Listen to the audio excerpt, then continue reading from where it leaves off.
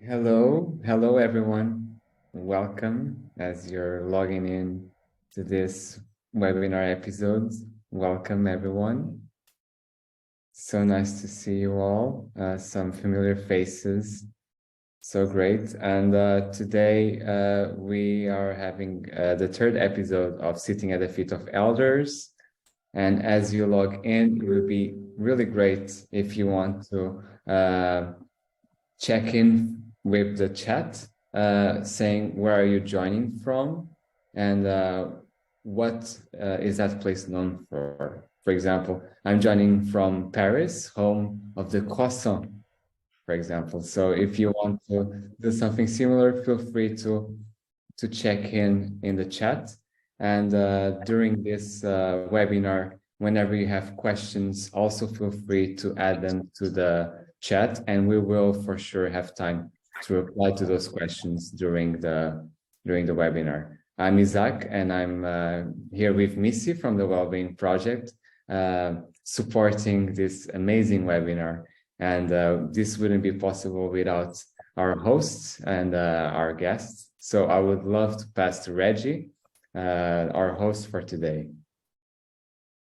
Isaac, thank you for the introduction. Everyone, welcome to a Sitting at the Feet of the Elders remix, so to speak. So today, we typically are in community, Sharon and I with other people. Today we have the blessing of sharing space with Mirabai Bush and Sharon, interviewing Sharon about this amazing book, Real Life.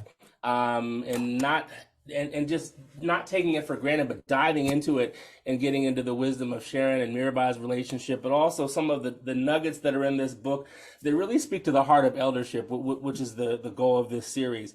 So without further introduction, without further delay, I'd like to introduce Mirabai Bush to the webinar. Mirabai, if you care to offer a few words, welcome and delight to be in community with you.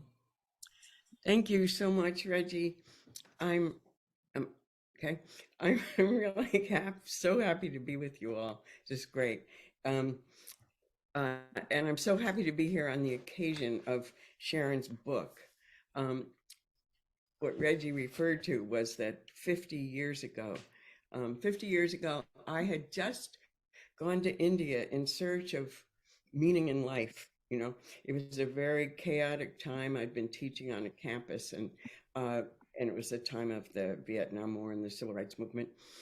And I wanted to search for some place in the world where people knew how to lead a saner, more compassionate life. So I was kind of wandering around the planet, and I got to Delhi and in India. And the first day I was there, I was walking down the street in New Delhi. And in those years, there weren't so many, we were called Westerners. There weren't so many Westerners in Asia and in India. And so I saw Sharon and a friend of hers in uh, on the street. And so we immediately started talking. And it turned out that we had been from the same university where she'd been an undergraduate student in American Studies, and I had been a teaching fellow. And anyhow, we connected, and Sharon told me that there was going to be a retreat, a meditation retreat for um, Westerners for the first time in Bodh Gaya, the place where the Buddha had been enlightened. And it was being taught by a Burmese Buddhist teacher named Goenka. And she was going. And I thought, I mean, I had so little understanding that I thought, well, I'm in India. You know, it was kind of wine and cheese in Paris. And uh, meditation in India, that sounds right. And so I went, and uh, we were there together for our first hour of meditation. And we shared, sometimes I say we shared a room, but there were no rooms. So we were sleeping on the floor, and we hung up some saris and shawls, you know, to make our little space together. And we both knew as soon as we got there um, that it was a good thing. that we were going to learn a lot and it was going to change our lives. And and there were many others there who also became teachers when they came back to this country, including Joseph Goldstein, Ram Dass, and others. And but at the end of 10 days, we all wanted to do more. We saw what was happening. And so we asked Goenka and he agreed. And then we did 3 or 4 in a row, from being a person who had never meditated for 5 minutes to someone who was doing all day from 5 in the morning till nighttime for 40 days. Needless to say, it changed my life and it burned Sharon's being into mine. And she's one of the really, really great teachers we have among us. And so this is just a privilege to be here today, and especially on this occasion. Sharon, as you probably know, she's been teaching. She is a founder of Insight Meditation Society and has been teaching in many places all these years. She was really the first teacher to teach loving kindness. And so that's always been at the heart of her work. And she's written many books, and many of them are great. But I have to say, this it's probably not going to look like this. I'm not sure if this is the real cover or not. But I read all the other books, but this book stands alone. It's really a kind of handbook for leading a life. And I was thinking there'll be many people who don't know who Sharon is and haven't read her other books, but it's really, I would give it to so many people because it really addresses just all the basics of living a life. And she introduces you to many other people. She quotes many other writers and teachers in it.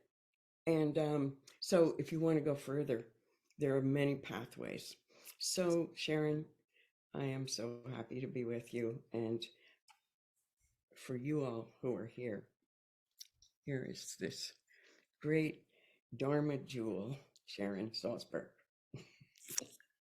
Wow, thank you. Thank you all. It's really is very touching. And something, Mirabai, in what you said just made me think of life before the internet, when it was coming upon someone on the street corner in New Delhi that forged. I mean, I was there going to Bud Guy for the same reason. I'd been at this abysmal conference, this yoga conference, hoping to find a teacher there and somebody who would really be teaching very practically how to meditate. And it was a miserable experience, except for, as I always say, what was worse was when the yogis and the swamis were up on the stage pushing and shoving against each other to be the first to grab the mic and speak. It was like totally ego on display, except for Dan Goleman, who was delivering a paper for some reason at that conference. He was a graduate student at the time, studying psychology and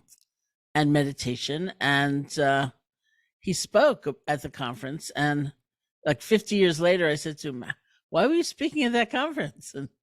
And he said, "I don't know, they asked me and something." And he mentioned he was on his way to Bodh Gaya to do this intensive 10-day meditation retreat. And I thought, oh, that's it. I bet that's what I'm looking for. And it was it. So it was all these like connections and what seemed happenstance for all of us as we made our way forward. Or somebody would show you the photo of a teacher and you think, that's an interesting face. I think I'll go to the other end of India, and check him out. And it was all about connection. It was great. I'll add to that, and I'm sure you're going to say it later, but just the importance of friendship on the path as we try to wake up, and it's not easy. And Sharon addresses so many not easy situations in the book, but it's not easy, and we need each other as we go along. And so this is just a reminder of that.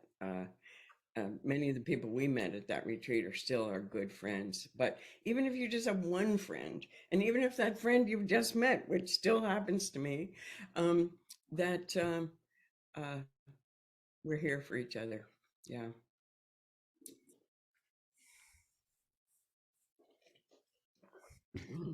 Well, I appreciate the beautiful experience and the beautiful reconnection of y'all in this context. And before we dive into this book, before we dive into the myriad stories, and before we dive into y'all's questions, because, you know, one of the things that is the hallmark of our series is that we don't be talking at you, we talk with you, right? So, like, have your questions ready either as they emerge or as you bring them prepared. But I'd like to bring us in and settle in with some sort of practice just to ground and center.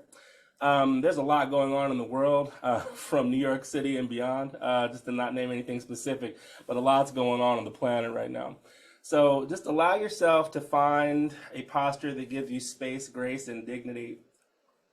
Maybe making subtle adjustments to the neck and shoulders just to get out of the rigidity of our repetitive motion over computers and phones. Sharon mentioned a life before the internet. Can you imagine how our shoulders and neck felt before technology?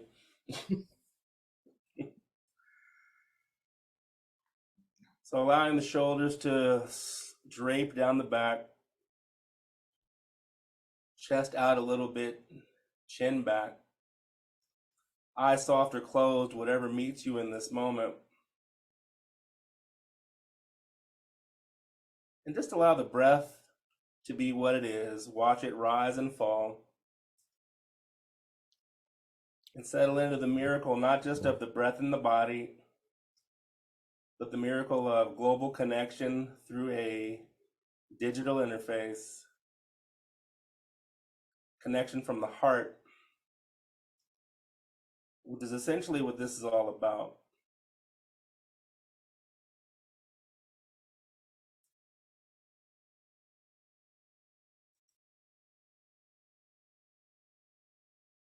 And as you follow the breath, just allow yourself to be nurtured, not only by the breath, but by the connection that we share, whether we are aware of it or not.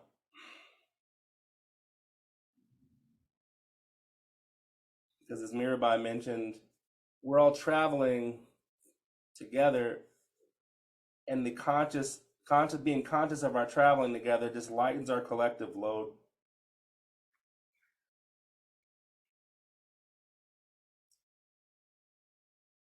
So another minute or so of just feeling into our shared connection in the heart, feeling into our purposeful connection showing up here today, and feeling the connection of the breath in the body.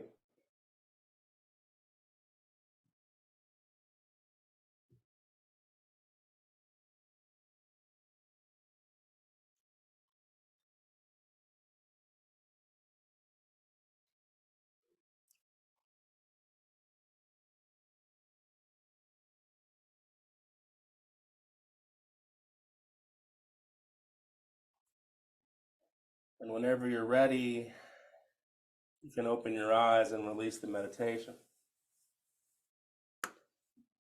Peace and blessing and gratitude for the chance to be of service. So transitioning from our meditation to our conversation, Mirabai mentioned that this book is a handbook for leading a life. And, you know, when we talk about sitting at the feet of the elders, one of the blessings of my experience is asking either my grandparents or uncles or aunts or whomever, be like, what was it like when blah, blah, blah, right? Or them compassionately, without solicitation, offering advice on like something going on in my life. And the beautiful thing about this book, but also Sharon and Mirabai together, is that like there's just such a robust archive of shared experience that we can glean from here. So what I want to ask Mirabai, from your reading of this book, why do you think this is the right time for the book? Then I'll offer my thoughts, and then Sharon will ask you as well. Well, any time would have been the right time for this. But I do think that since these practices are reaching so many people now, you know, it started out with a very small group of people, of Westerners who were exploring these practices. Of course, they existed for 2,500 years elsewhere. But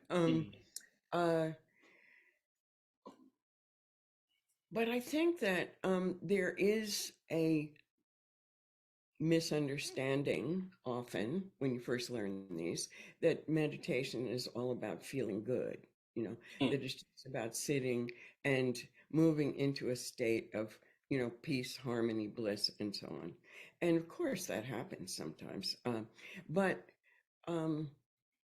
both when you're meditating and then, of course, when you get up off your seat, real life happens. And life is full of difficulty and suffering and challenges. And we all, we all have them. And it seems like, that they're getting more difficult as time goes on. But so this book is really about seeing, noticing, seeing, exploring, accepting that all these difficulties are there, and then learning how to work with them and not expect them to be over, but learning to live a life that acknowledges this, and to be able to learn to be compassionate and wise in the middle of it. That's all. Right. Thank you, Mirabai. I'm going to be so the subtitle of the book is The Journey from Isolation to Openness and Freedom. And just being Captain Obvious, like, we're emerging from the depths of the pandemic. The pandemic was a 2.5, 3 year experience of forced isolation globally. Right. And so as we reemerge, I think that this is the right time for this book, because what better time than to have the grounded wisdom of how to journey from isolation to openness, because that's what we all are doing. Like, in some form or fashion, we were forced to be isolated, whether it be for health reasons, public health reasons, or some other reason. And coming back into openness and freedom is hard. I had lunch or dinner with my girlfriend recently, and across from us at this ramen spot in Washington, D.C., were these 3 young women boohooing and crying because they flopped a presentation, right? So they were there in PR, and they gave a presentation, and it, in their words, it totally sucked, right? And so, but they hadn't had an opportunity they hadn't pitched anybody in 3 years, right? Like, we have forgotten what it's like to be with one another. So they're coming from isolated virtual pitches to, like, pitching in person, like the client didn't let them in on time, all the things. So there's like a myriad of things that went wrong. And so they're boohooing and crying.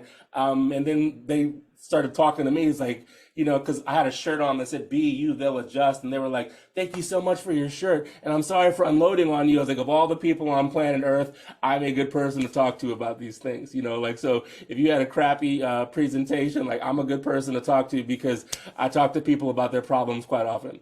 And it was that reconnection that allowed them to see a different perspective. I shared with them a story that I've shared with many of you, is that, like, one of the worst experiences in my professional life, I got fired via text message. When it happened, totally sucked. But it has become an anchor in my teaching practice, talking about how to manage adversity with grace, right? So, as we emerge from a period of isolation and reconnect with one another, we have to figure out ways to find that openness and freedom, because we have learned to be constricted. Like, we have learned to view things societally and energetically, that it's not that we've learned it, but, like, we have been conditioned because of our last 3 years that there is no other way. And this is a tool to remind us that there is another way. And I'm so excited to have this tool in my life. Dear Sharon, so the question for you is, why did you write this book right now? Well, I have lived a very quiet life for the last 3 years, and still in some ways, many ways. And I was in New York City, where I had rented an apartment in early March 2020, and anxiety was high and people were freaking out, and the situation was truly terrible and getting worse. Mm-hmm. And I have the retreat center I co-founded. It's right next door. I have a house up here in the country in Massachusetts. And I thought, well, let me just go up to Massachusetts for 2 weeks and ride it out, and then it'll be over. So I came up here in March with like my snow boots, and time went on and I was still here, and the retreat center had to close down very quickly.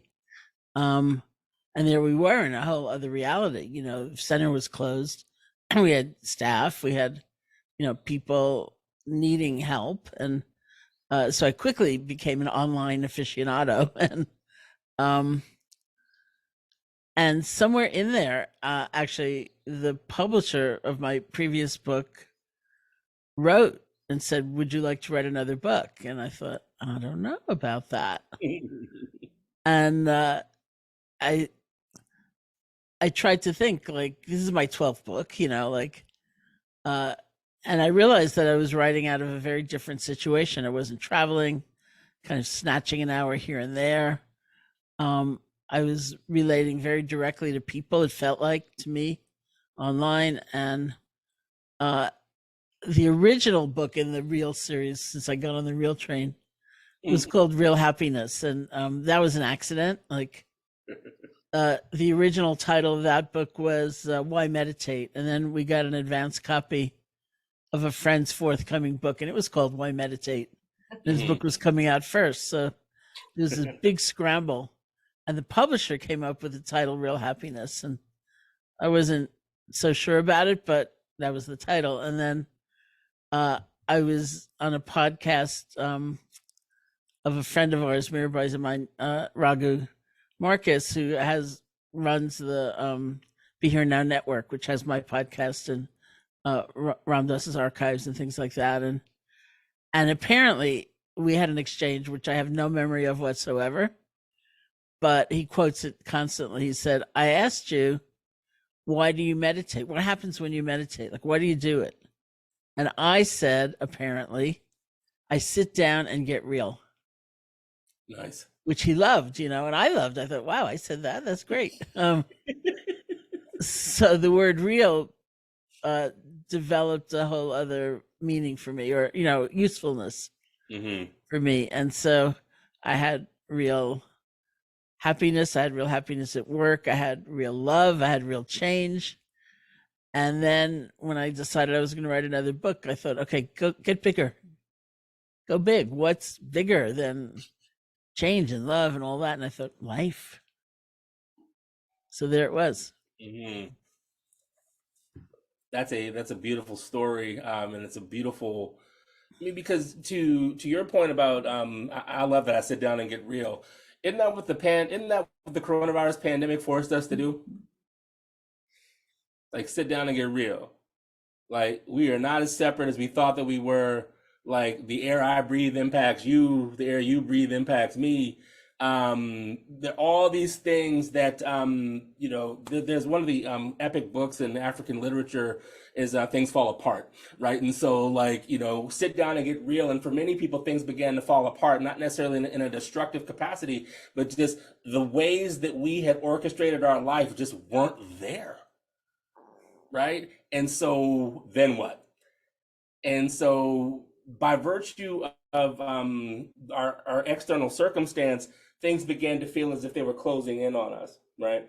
And so I want to segue now to one of the main themes of the book, where you talk about constraint versus freedom.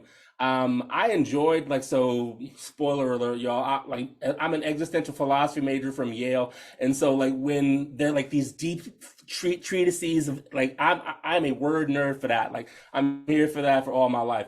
And so, but the way that you articulate it is so simplistic, and I want us to have an extended conversation on that. So constraint is not, so I'm not going to get into it deeply. I'll offer some thoughts afterwards, but, like, Sharon, constraint versus freedom, could you explain what they mean? And then Mirabai, I'd like to ask you to offer some reflections on your rendering of that from your experience, but also from what you read in the book. Well, it's hard to find the words always, right? And so the journey was from, as I imagined it for the arc of the book, was from a state of feeling constricted, trapped, no options, you know, a very blunted sense of aspiration, like the sense of what's possible gets really small. And we've all been there. in some ways we feel overcome by fear or shame, and we just want to hide, or we feel like we're not doing enough, we're not contributing enough, we are not enough, and the walls get kind of more frozen. And then sometimes there's an opening that's sudden and abrupt, like we see a piece of art, or we meet an incredible person, or we go to an incredible place, and it's like, whoa, something opens. Sometimes it's much more gradual than that. Probably my favorite example of that came from I was in Cleveland, Ohio once for a conference, and that's also the town that has the Rock and Roll Hall of Fame. Mm-hmm. So my friends and I left the conference and went off to the Rock and Roll Hall of Fame. And we were standing in the Bruce Springsteen exhibit, and on the glass wall was the letter he had written when Bob Dylan had gotten inducted into the Rock and Roll Hall of Fame. So he talked about hearing Bob Dylan's music for the very first time. And he was about 15 years old. He was riding in the car with his mother. And this Bob Dylan song came on the radio. And what he wrote was, it was like a giant boot came down and kicked open the door of my mind. And then his mother said, that man can't sing. So it's obvious we relate differently to different things, but sometimes it's just this glimpse of like, oh, bigger world. I don't know what's in there, and sometimes we pursue that. We think, how can I not just have a flash of some kind of experience, but how can I live in a way that feels more free? I can breathe. I'm not so overcome by circumstance even, or I don't feel so alone. I feel connected to a bigger picture of humanity, even in this difficulty. And so that really became the arc of the book, is to explore that. It's a little difficult in terms of words, because I didn't want that narrow place to imply like purpose and, intensity of focus, because I don't think it's the same. Mm-mm. It's really a different feeling of being really kind of trapped. Right.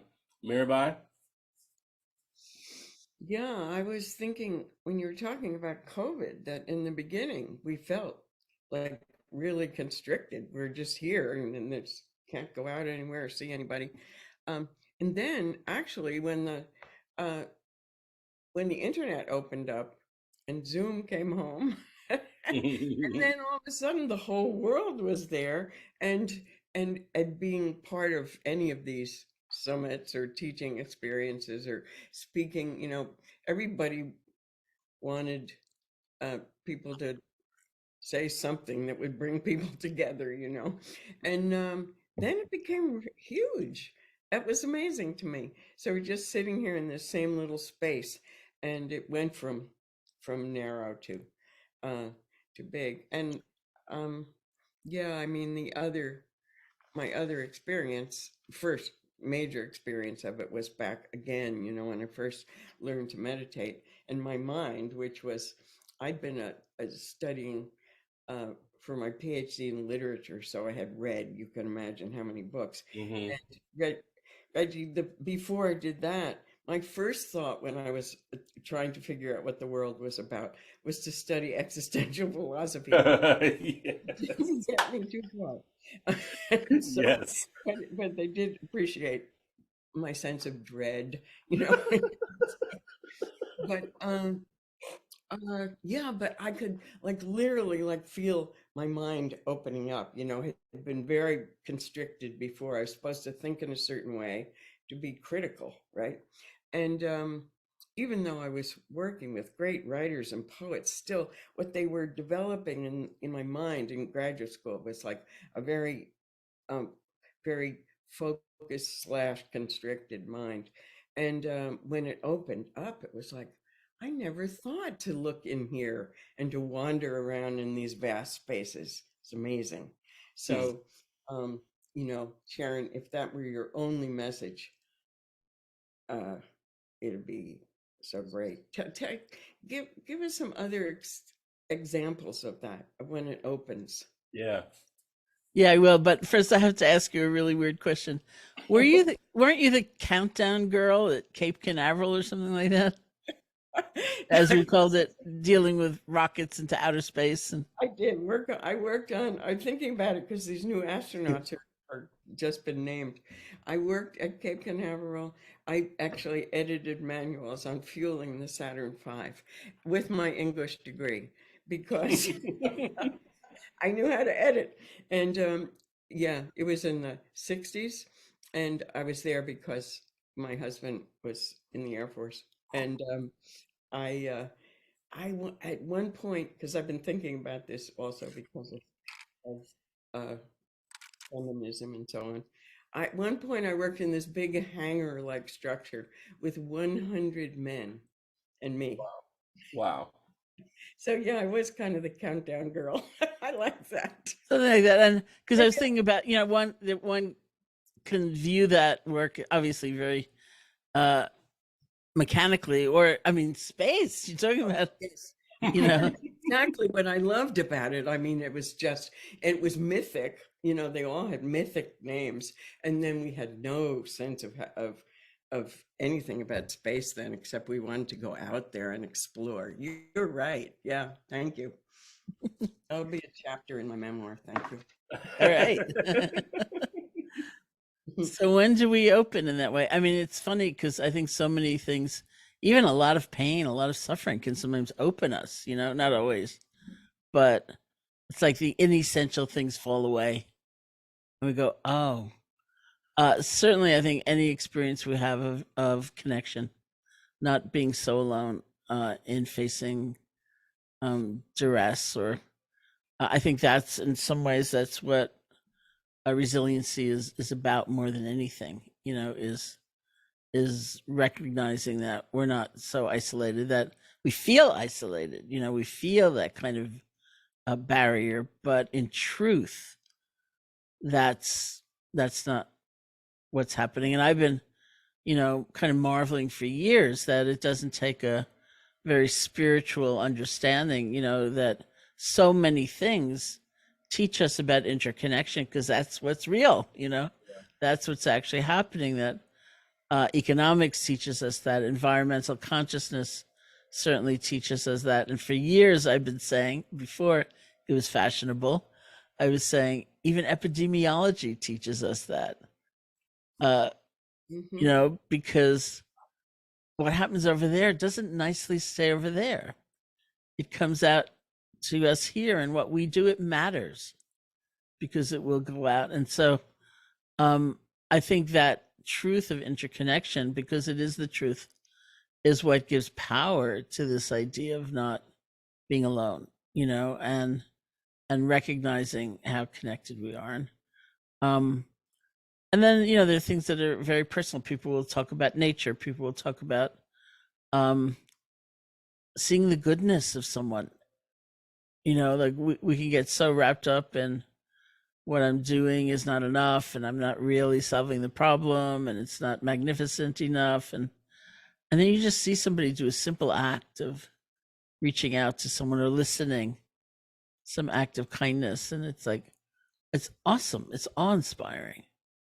And we open in those moments. I don't know, when do you open? Do you get out in nature? Do you? Yes. Yes. And Well, you live there.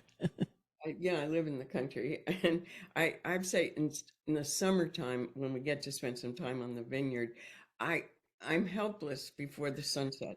You know, I just, it doesn't matter how many I've seen. I'm just gasping in awe every time. And yeah, I think connecting with other people is always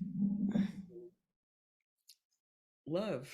You know, it's it's so powerful, and because it does take us into a place of truth when we're in a loving place with someone.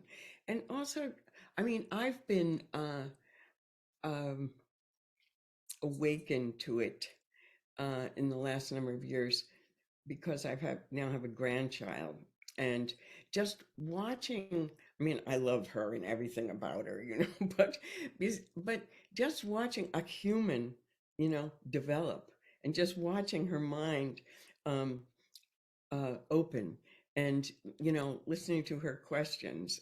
And when she was little, one time we were in her father is Episcopalian, so they go to church.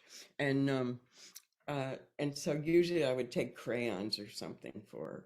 And um, this day she didn't have anything. She was sitting silently the whole time. I just kept looking over at her. And then finally, um, after me wondering what's going on in that little head, you know, she leaned over and she said, "Amma?" I said, "Yeah." She said, "You know, if there wasn't gravity, we wouldn't need a word for heavy." What? And she said back, and I said, "I Whoa. love this. I love this planet. I love this world. I am so happy." Mhm. Just watching that mind. And Sharon, you started the book with talking about mind states. And one time she was graduating from fourth grade, and I was there. We're sitting at picnic tables after the event, and this boy walked by, and she said, "I don't like him." And didn't sound like her at all. I said, "Why not?" And, "Why not, Dahlia? Is he mean to you?" "Yes," she said. I said, "What happened? Did he say something?" "Yes," she said. She's 10 or 9. "What was it?" She said, "He said I have a fixed mindset, and I don't." I'm sorry. It's fourth grade. Wow. So I said to myself, times have changed. Hmm. And then when you started the book referring to mindsets, I loved it. That's beautiful. Mhm. I am. A couple thoughts on constraint versus freedom, and then we'll shift to another topic. Is that Sharon, I love how you talk about the intimate connection between the two, right? And we even talked about in the context of our conversation today, is that like you can feel constraint, and then that one thing can open you up to the beautiful space and mystery, the mysteries of space and time, of which we all are a part of. And I think that that's one of the things that if you haven't read the book yet, that you will get from that, is that it only takes one thing to just like shift a feeling of this into this. I teach meditation, but I also teach yoga asana. Like we spend hours like this. And when I teach people, the first thing I teach them is remember that your shoulders do not need to be up to your ears.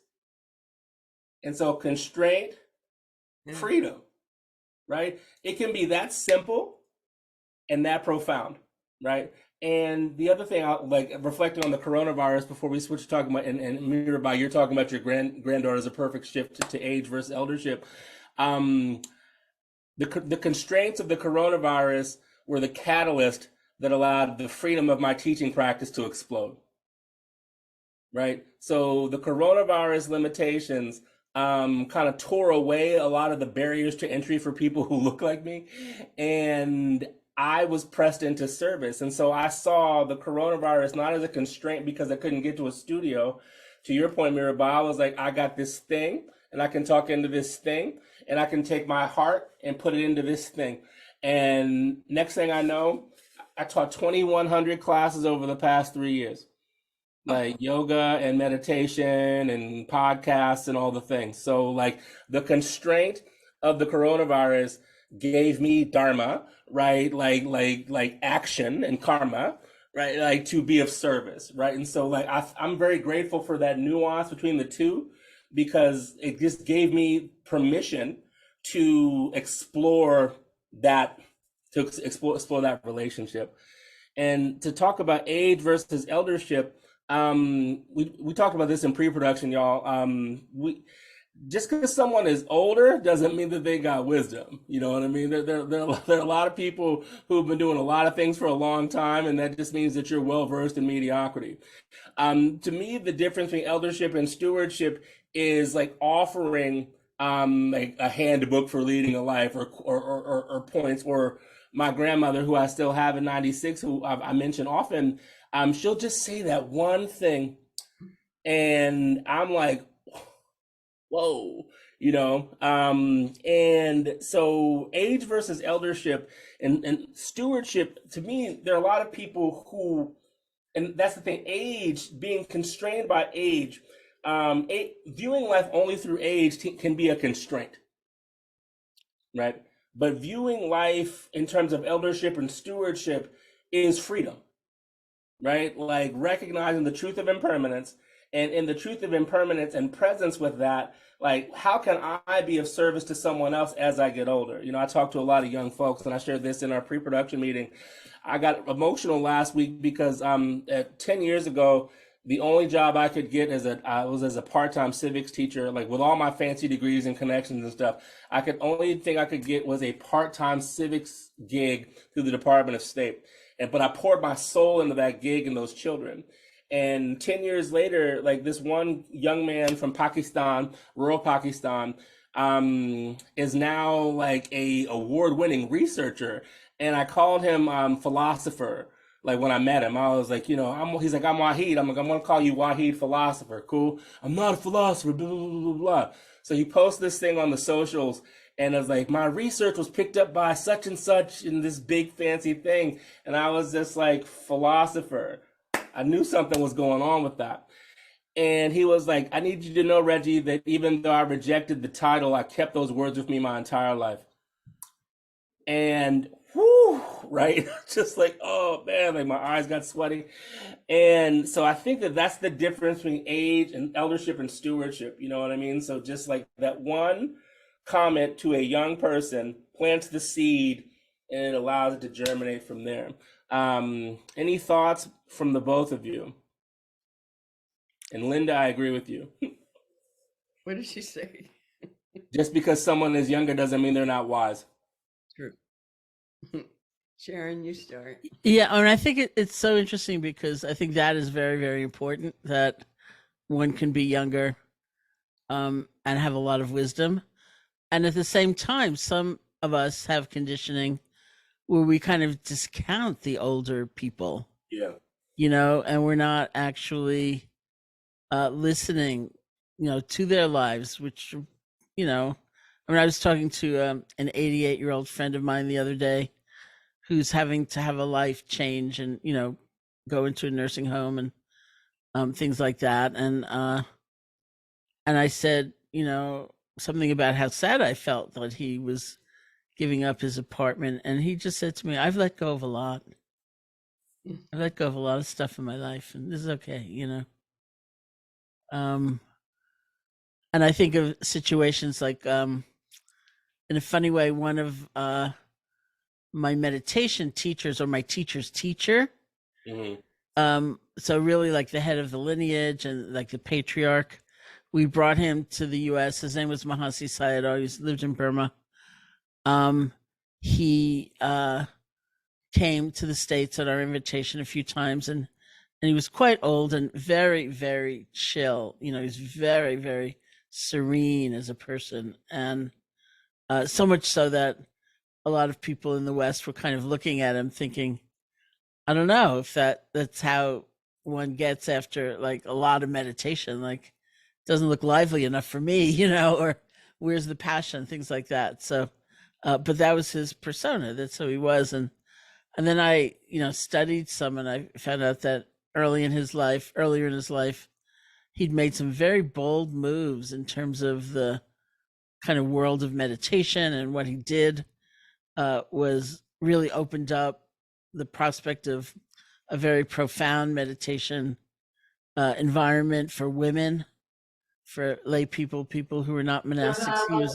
He was really a revolutionary, and so much so that he would go to some very kind of orthodox, more fundamentalist places, and people would throw rocks at him and things like that, and I thought, wow, it's like I never would have guessed in a million years that he was that radical, and so learning how to listen and kind of get, I know, Reggie, this means a lot to you with your family, and, you Right. know, really get those jewels and pay attention, you know, that sometimes serenity has been hard bought, you know, or fought.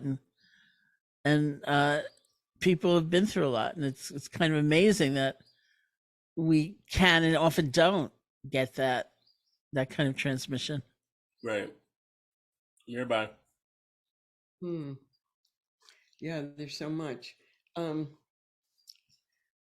One thing is that aging gives you lots of opportunities to um, grow. Hmm. And so having a growth mindset and and curiosity and a sense of investigation that practice um, can give you, and that's a lot of what Sharon talks about in the book, for me has been um, just, I am so grateful for that because there's so many opportunities. Um, life is just, life gets harder in this as you age, in the sense that you get tired more easily. Sometimes, you know, different parts of your body are falling apart. You forget things. There are all these traveling gets harder.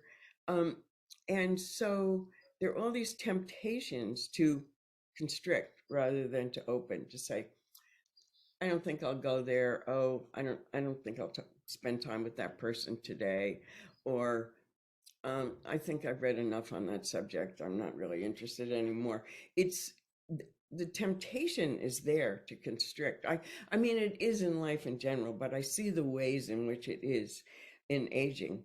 And so cultivating through life this sense of openness and curiosity and resilience um, is really important. And it's a great gift to even know that that's a possibility, and then to work on it. And the other thing I've been really noticing is not just noticing, but is that there's not, life expectancy has really increased. Yeah. And we don't have so many models of, I'm 83 now.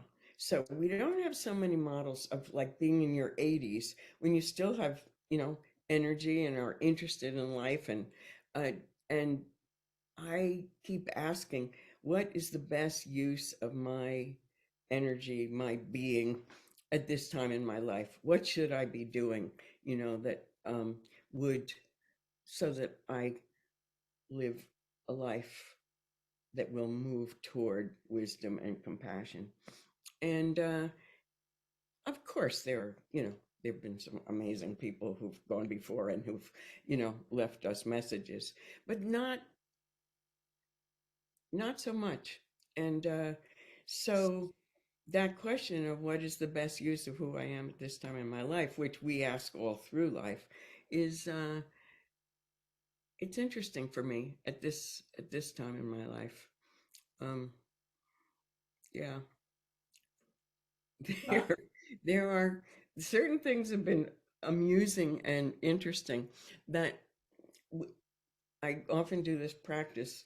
Um, I am I am not these eyes and what they see. I am loving awareness. I am not these ears and what they hear.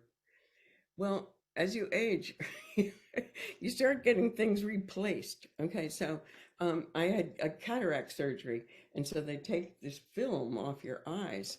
And really, I had thought that this is what the world looks like because it happens very slowly where what happens is your whole color range changes and the blues and whites get dulled.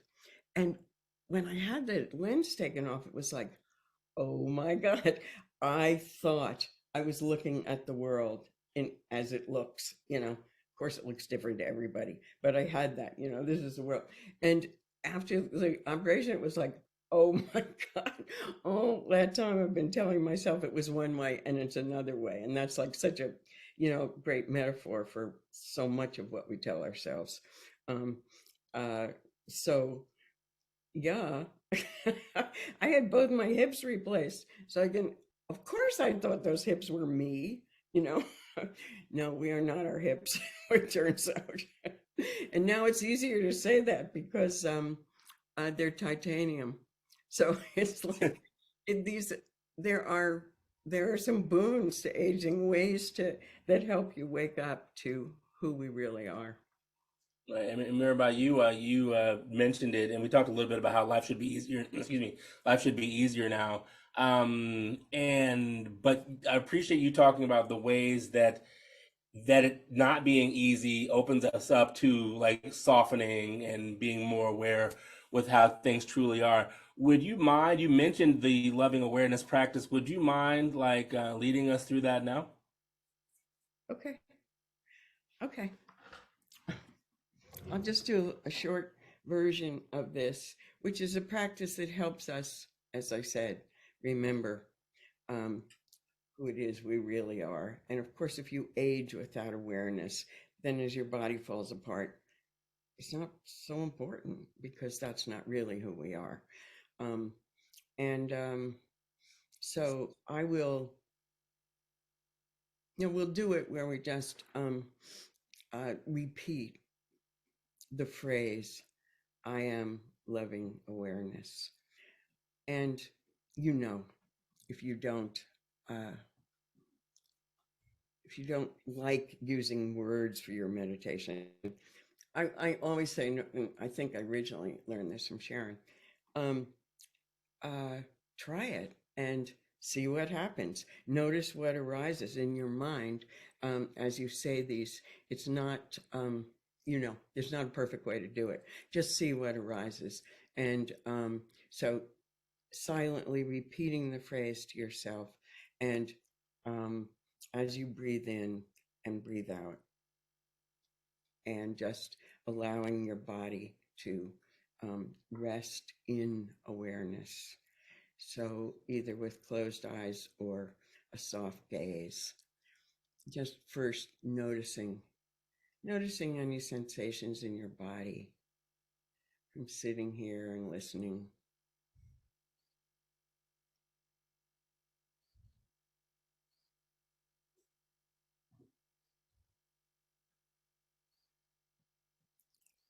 And then breathing in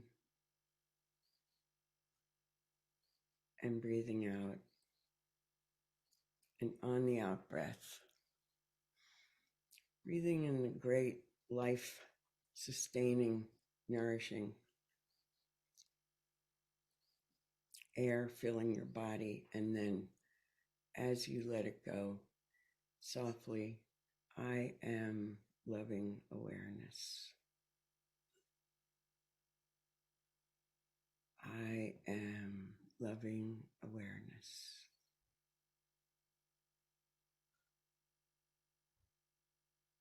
I am loving awareness.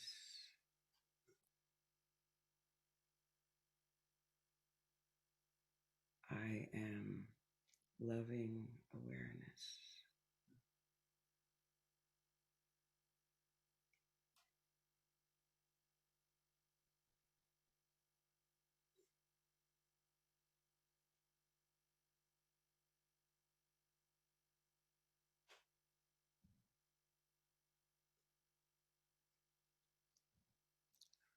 For these few moments, there's nowhere to go, nothing to do, just resting in loving awareness.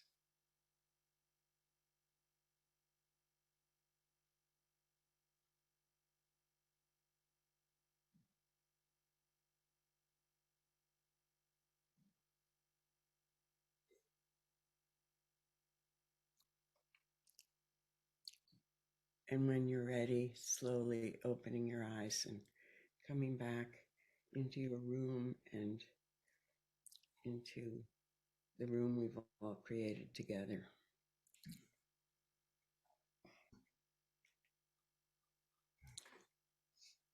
Thank you, dear Mirabai. Sharon, how do we lighten and add space in our life? So I'm going to put you on the spot here. So we talked a lot about constriction versus freedom in the abstract, but practically, how do we do it? Well, I spent a lot of time in the book talking about how to deal with those constricted states because most of us are conditioned to avoidance or shame, or we freak out, if we get a glimpse of some state. And it starts for me with not calling, if I experience fear or something like that, not calling it bad or wrong, but seeing that it's a state of suffering, not in its sheer arising, but when I dive in, and wrap myself in it, or when I hate it and I'm fighting it. Both ways of reacting are states that further the shutdown. And so learning that skill has been like so important for me to be able to be more present with those states, seeing them for what they are, and having some kindness toward myself. And then, of course, there are a lot of things we can do to not feel so alone, and they can feel like baby steps, and that's okay. When I was sort of the last time I taught in person was in New York City. It was that day that I made the decision to try to come up here. And I was sitting in the place I was teaching had this system where the speaker sits in the front row of the room until they're formally introduced. Then you go up on the stage and teach. So I was sitting there waiting, and the woman sitting next to me was like massively anxious, as many people were. And so I said to her, well, there's this kind of breathing you could do where basically if you're out breath, there are lots of ways of doing it, but the basic theory is that if your out breath is longer than your in breath, the parasympathetic nervous system will start taking over from the sympathetic nervous system, and you'll kind of chill, you'll get more relaxed. She wasn't interested at all. So I said, well, there's this practice called loving kindness, which is its own meditative technique. And if you do that, you begin to understand profoundly the kind of connection we all have, that you're not so alone. She wasn't interested in that. So I just looked at her and I said, is there anyone you can help? And she lit up. She got really radiant. She said, well, I have this elderly neighbor, and maybe I could slip a note under her door and see if she needs groceries or something like that. And I thought, oh, look at that. Sometimes it is just that reaching out for a moment in what seems like it's not going to solve the problems of the world, but it's very important to do. And it also returns us to a place of feeling more whole, less overcome, and so on. So I think that's very important. It's important that we not pretend, or we not try to override violently these difficult states, and acknowledge them and say, yeah, that's happening. And I appreciate you saying that, because the consistent reminder of interconnectedness for me has kept me in a heart of service, which has allowed me to be relatively at ease for the past 50, but specifically 3 years, right? So I appreciate your mentioning of that. We'd like to pause now to answer any questions from the audience. I know there was one question that I saw that asked us to talk about scale, from Lisa. It says, can you talk about scale? The small acts you talk about really resonate. We often get caught up in the drive for big. Mirabai or Sharon, do you have any thoughts on scale? Because big change doesn't have to happen in big moments. It can happen in small moments. Any thoughts or reflections on that from either of you? Yeah, I mean, I think about it a lot.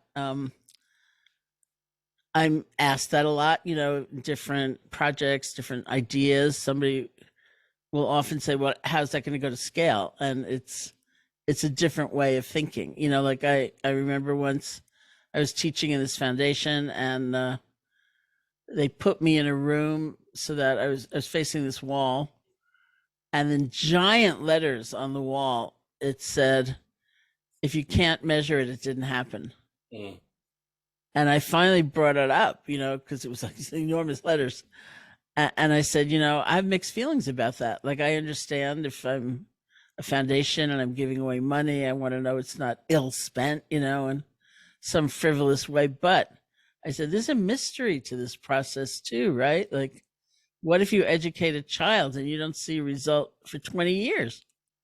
Does that mean nothing happened? Or I bet everyone on this call can remember a time when felt like nothing was happening, it wasn't enough, it was insufficient. And then sometimes you find out later that planted a seed. And somebody put that in the chat as well, that we're planting seeds. And sometimes you find out and you think, oh, look at that. You know, I thought that was going nowhere. But that rippled out and it did this and it did that. Or look at, you know, like, was Dan Goleman giving that talk and this yoga conference, did he have that immediate sense of like, oh, in 50 years, there are going to be people still remembering this talk? Probably not, Right, Mirabai. Yeah, I agree with all of that. And it's a hard, question to answer in a few lines. I mean, because these days, all days probably, but we're so aware of the huge problems created that have resulted in climate change, and both in terms of the magnitude of it and the timing, they both seem really urgent. We have to do big things, and then of course many people have come to be more aware of the way in which racism in particular is systemic. And so, it's not just I change myself, but we need to change these systems that have created a great unfairness in the whole culture.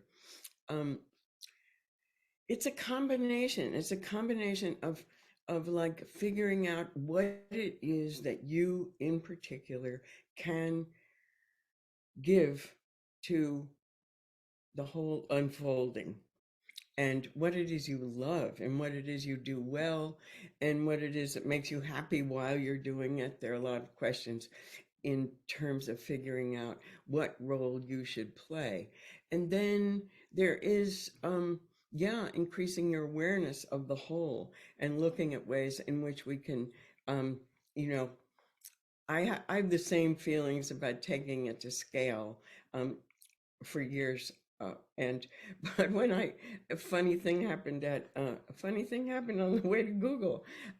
I They asked me to develop a meditation course with them, and this is way back in 2007, and so we developed this little. Well, it's a nice course.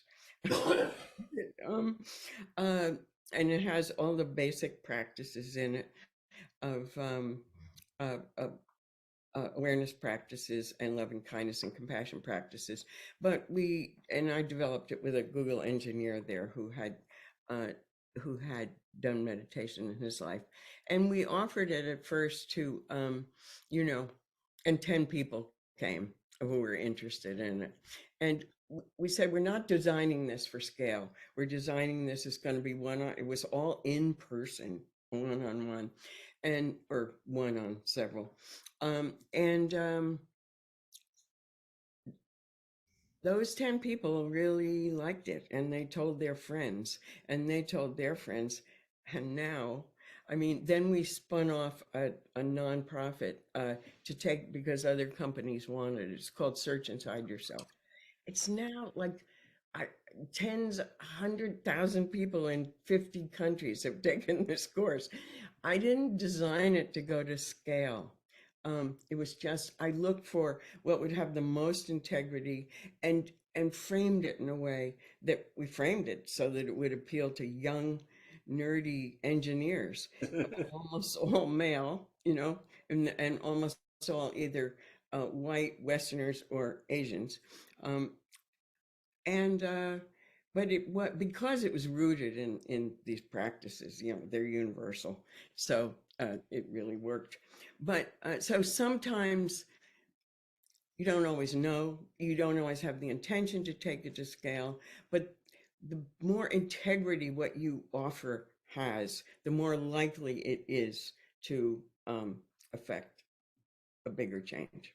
Yeah, Mirabai, as you said that, something jumped into my mind that the best leavening agent is integrity. That's a good Right. one. Yeah. Right. So like integrity is the best leavening agent. Like when I started teaching hardcore 3 years ago, like it was just me and like 10 people, blah, blah, blah. Like I've now bust onto the scene in like yoga and Dharma circles and all these other places. And that was not my intention at all. Like it was my intention to be of service to the 2 or 3 people that showed up to me for all the times that I helped my stuff. And it has blossomed into this thing. So in terms of scale, integrity over time to me yields scale in the way that it should manifest. And Mirabai, I just made that up. Please feel free to use it, like integrity as a leavening agent. Like totally just you said something and then like bing, like it just showed up in the brain. Now we have bread. Absolutely. Bon appetit, you know. That was for you, Isaac. Vive la France. So Mirabai, I just wanted to tell you a story that you probably don't know, which is that I was contacted, as many of us were, maybe a year ago or so, by Search Inside Yourself, because they had been doing some work in Ukraine, and the people there had contacted them about having some programs in mindfulness, and so that was an amazing experience to be able to do that. And so there was a seed you planted that's cool. Rippled out. Yeah. So do we have any other questions from those who are online? If not, then we'll transition to Dear Sharon for aspirations, reflections, and a closing practice. But any questions? Because we're here for y'all. Either put it in the chat or unmute or however you care to give us the benefit of your question. There's a question, Reggie, about steadfastness and hope. Oh, right on. You want to start? Either you or Mirabai? So steadfastness and hope. I think, especially with respect to the journey from isolation to openness, like for me, I used to be the most cynical and angry person that you've ever met. And a dear friend of mine, who's probably on the call now, was like, Reggie, I really think that you should meditate and figure this out. And I responded by being like, why would I do that? Wasting my time, all these other things. Her steadfastness and kindness towards me planted the seed. And then when the circumstances were right, I started practicing yoga and meditation. It ended up being in like a really horrible job situation. So I started practicing out of duress as opposed to like curiosity. But like her initial act of kindness and like consistency in her approach to like her practices and hope, not just for me, but for other people to find the benefit of loving kindness, has been just the biggest example for me of how one small act of kindness again and again and again and again yields, right? And I remember calling her at one point being like, okay, so this thing I told you I would never do, I'm like, I'm totally doing it, and thank you. And like that, it's been a beautiful gift to use that story about my ignorance and like stubbornness, and how like one person's steadfastness and hope for me made an impression on me, and I can now offer that same hope to other people. So I'm living proof in the power of steadfastness and hope once given to you, that you can share that to other folks.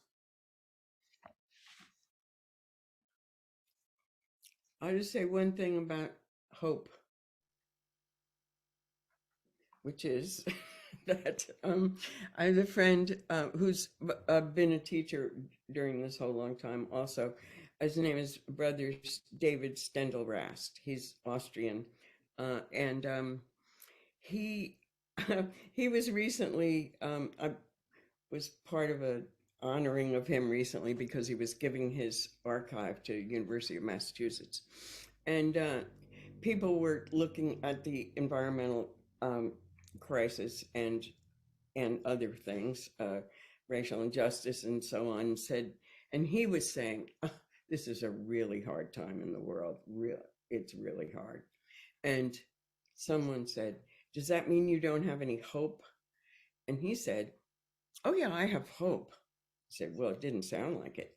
He said, "To me, hope is the willingness to be surprised." Awesome. Isn't that great? Mm-hmm. Even if everything looks bleak to you, if you still hold the willingness to be surprised, that you don't know everything, then yeah, That's cool. steadfastness is essential to the practices Sharon's talking about. So you should address that. Yeah, I was on a Zoom last night. Someone who's in his 80s, who's a longtime activist and organizer, was making a distinction between hope and optimism. He said, "I'm not an optimist, but I have a lot of hope," which I think is really in the flavor, Mirabai, of what you were just talking about. And it reminded me of I have this quotation here from author and activist Sojourner Truth, who said, "Life is a hard battle anyway.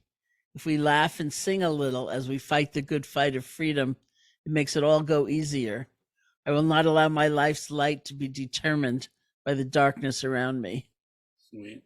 So life can be really tough. We know that, individually, collectively, and at the same time, we don't have to fall into that kind of hopelessness and sense of being defined by what's around us. And so I think we have every opportunity to hope and go forward, in that way. Thank you, Sharon. Thank you, Mirabai. Any other questions from our assembled fam? Going once. For my deadline-driven people, going once, going twice. Seen. Cool. Sharon, aspirations and practice reflections. Please. Sure. Great. So I actually end the book with a little baby chapter, very small chapter on aspiration. And it's a concept that's actually very important. It's not the same as demanding things or even having that sort of sense of things have got to work out the way I want them to, but it's having a really big vision of possibility. And I think of it not even as intention so much, although intention is a manifestation of it. It's like having a North Star. It's having something, some principle, some value, something that is meaningful that guides us in some way. And goals are good and intentions are good, and but having some knowledge of what's underlying that, I think, is even better. It's like in the beginning of being sequestered here in Barre, Mass.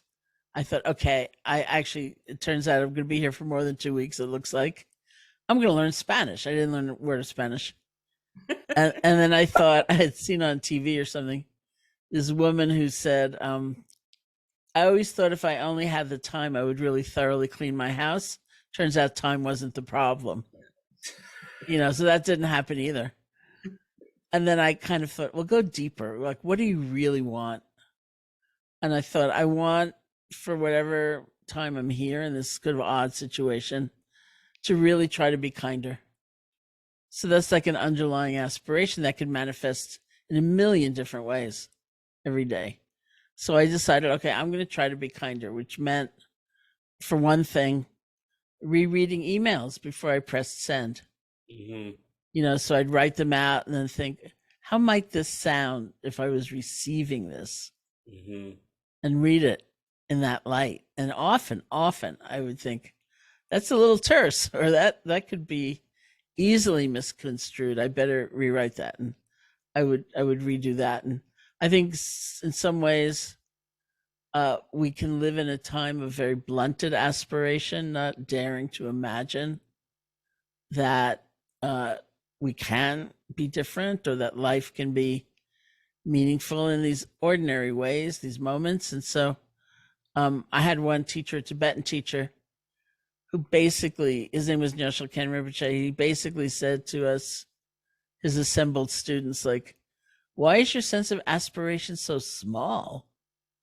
Why is it so meager? Like, why not aspire to be a fully liberated being for the sake of all beings, which would be his way of saying, why not live a life of true connection and caring?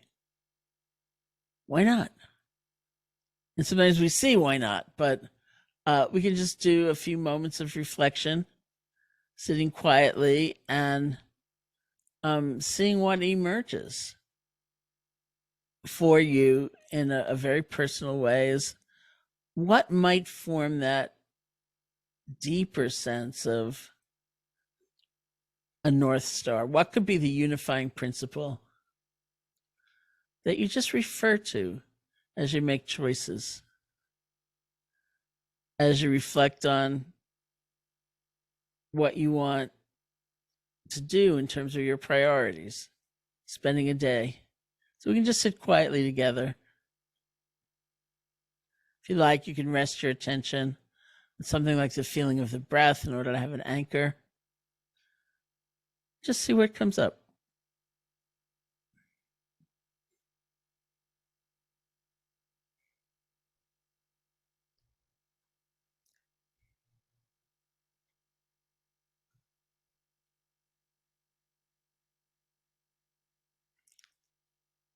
And then in the spirit of my teacher, I'd say, see if you can make it a little bigger.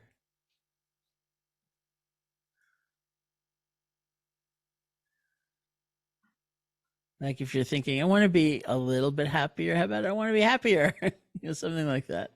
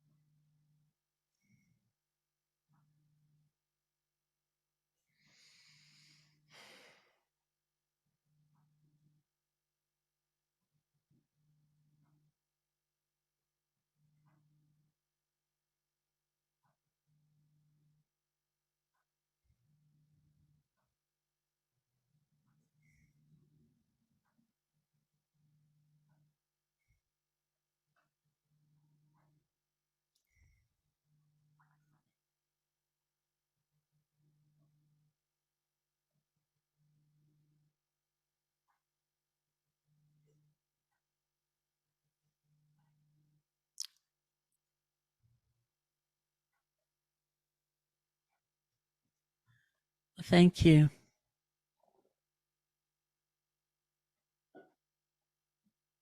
Sharon, thank you, Mirabai. Missy, all to you. Thank you to all of you, Mirabai. It's quite an honor to have you as a guest host. We really appreciate you joining us. Reggie, it's always lovely to see you. And Sharon, what a gift that you have given us with this book and all that you contribute to the Wellbeing Project. Thank you for that. With that, I do have a few announcements, exciting announcements for everyone. First, as some of you know, but might be news to some, we have a series called Bringing It Home that bookends the month. It's the last Tuesday of the month, hosted by Reggie and Sharon, and it's an opportunity to go a little deeper, go a little bigger in our practices, and that will take place on April 25th. You all will get an email about the registration link today or tomorrow as it goes live. Another really exciting thing that we are launching at the Wellbeing Project is the Wellbeing Network Book Club. And I'm going to put a link in here. And that is launching today. And our first book will be Real Life. And you'll see mine is all marked up with goodies that you all will get to enjoy. And so we encourage you to sign up to be part of that. It is not going to be a monthly book club. It's going to be when we find something that we think is really meaningful and we want to share. And Real Life is certainly one of those. And Sharon has graciously agreed to come back and have a dedicated session for the book club. And that will be sometime in June. So we'll give you a nice long runway to read it. In that link for the book club, you can find the pre-order. As Sharon said, the book goes on sale next week, but I will also quickly add this link here for you so you can pre-order the book. I think there's actually one of the links that it's on sale today. So thanks to that group. So pre-order your book. Join us in June for the first book club. Sharon, again, thank you so much for giving us the gift of your time to do that. And finally, if you are interested in previous recordings, please know that on the Wellbeing Project's website, you can find those under the webinar series. And it goes back to when Sharon and Parker started this back in 2020. So there's a lot of wonderful content if you're looking for guidance as you make your own journey through well-being to well-being. And with that, I think we are done for the day. Thank you to all of you for joining us. And if you don't mind, turn on your cameras and give us a little goodbye as you head out into your day. And thank you so much. Love and gratitude to all. Thank you. Goodbye. Bye, everyone. Thank you so much. Bye. Thank you so much.